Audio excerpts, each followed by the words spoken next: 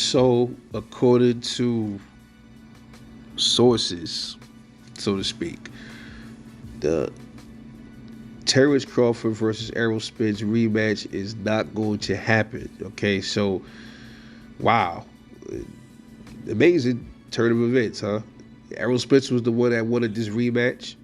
He called for it. He's the one that put the clause in the contract.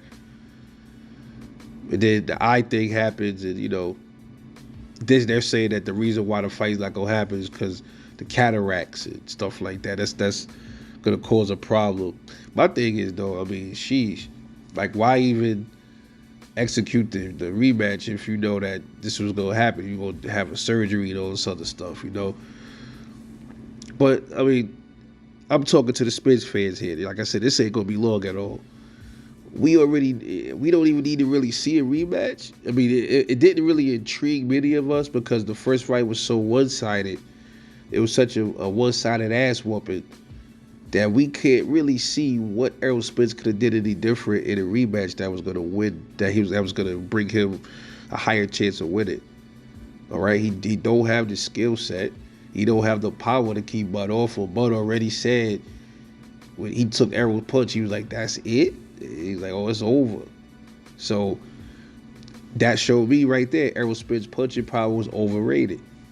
All right, it was overrated, and now we know that. Now that's been exposed. So did we really need to see a rematch? The only thing of the rematch would have did, the slight intrigue in the rematch would have been like, okay, well, Errol's a little heavier now. Maybe he punches a little harder. That's it.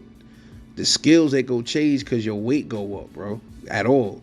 So he could do all the training in the world, all of the body shot training. Look, he was doing all of that welterweight. So what's the difference? It's not going to be much of a difference anyway. So they know, and I think also the other reason, like everybody been saying, is why there's not going to be a rematch is because who the fuck paying these dudes, man? Who's going to pay these dudes the money that they were making in the first fight? First of all, I don't think Errol deserves the same bag he got in the first fight. What did he do to deserve the same bag? Crawford would deserve the lion's share, obviously. But I don't think even if I don't think either one of them needed a gigantic bag for that fight because it's so predictable what more than likely was going to happen in the rematch anyway. He was going to get smoked again, probably worse. So and I think they knew that, and I think that cataract thing was just a I think it was all crap, But that's just my take on it, man. The rematch looked like it's off for Errol Spence versus Terence Crawford. So now Terence Crawford can move on, and hopefully he can take on a fight at a different dude at 154. I don't know. Wait for Tim Tszyu and Thurman to be finished, then he go after Tim Tszyu, or fight Gerard Ennis. I like to see that. Let him fight Boots at welterweight at 154. If Bud feel like he got the energy, he can go down to welterweight again to fight Boots. Hey, but more power to him. Don't really matter. I'd like to see him fight Boots regardless of what weight it is.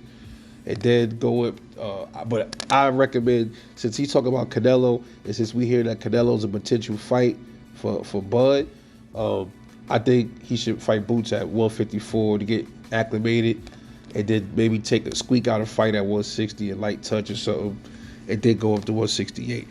Just my take on it, man. But as far as the rematch, it ain't happening, y'all. It ain't happening according to sources. And if it don't, I don't care because I probably was gonna stream the shit anyway. I wasn't paying for that, So, what y'all think about the Errol Spence versus Terence Crawford rematch? Supposedly canceled. This is Rebel Life Boxing. Let me know what you think.